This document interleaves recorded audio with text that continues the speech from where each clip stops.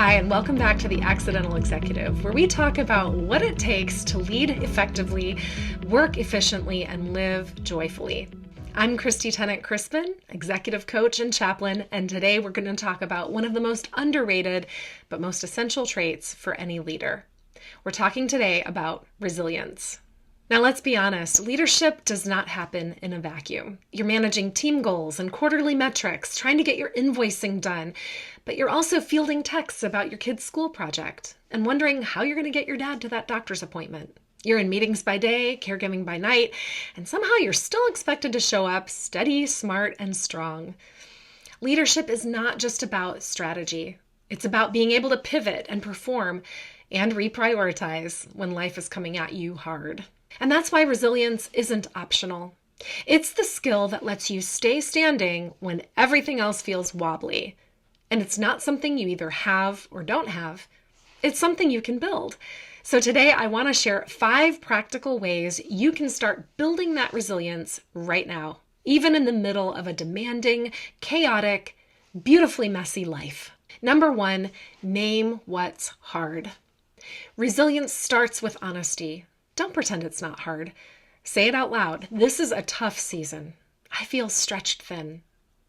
Leaders who name what's hard are more grounded and less likely to burn out. And when you name what's hard for you, you give permission to others to be honest about what's hard for them. Vulnerability begets vulnerability, and that is a sign of a healthy team. Number 2, practice self-compassion. You're not a machine. You're allowed to mess up. Instead of beating yourself up, ask, what would I say to a peer in this situation? And then say that to yourself. Compassion fuels resilience, but criticism drains it. Number 3, build a recovery routine. Resilient leaders rest on purpose. I'm going to say that again. Resilient leaders rest on purpose. That means more than streaming Netflix at the end of the night. It means creating a rhythm that actually recharges you.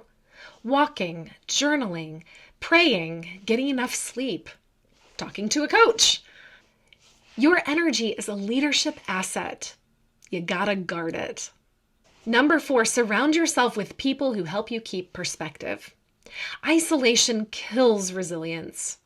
Invite people into your process. Mentors, peers, a therapist, or a trusted team member. Sometimes resilience is borrowed from someone else's voice when you can't find your own. And I'm actually working on a video right now about the relationships every leader needs to have, who you need to spend time with. Be intentional about who you surround yourself with. And number 5, focus on what you can control.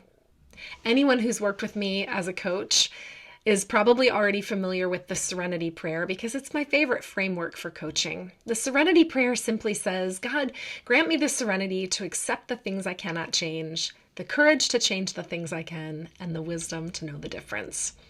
I love this framework because whether you are a person of faith or not, I think everyone can agree that growing in awareness of what you can't control and identifying that and naming it allows you to be freer to focus on what you can control. And that is such a better, more productive use of your time.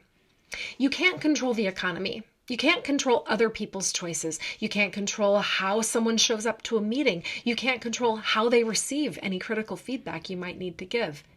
But you can control your attitude, your next step, your calendar, and your boundaries. Resilient leaders zoom in on the part they can move and they focus their energies there. When it comes to leadership, there's a lot you signed up for when you said yes, but there's always a lot that you did not sign up for. But here you are, and you have what it takes. Resilience isn't something you're born with, it's something you build. One honest, courageous choice at a time. If today's episode helped you, I hope you'll share it with someone in your life who is as committed to personal development as you are. And if you haven't yet, I hope you'll subscribe to my channel so that you don't miss anything that's coming up next. Until then, lead well, take good care of yourself, and remember, you are not alone in this. Thanks for watching, and I'll see you in the next video.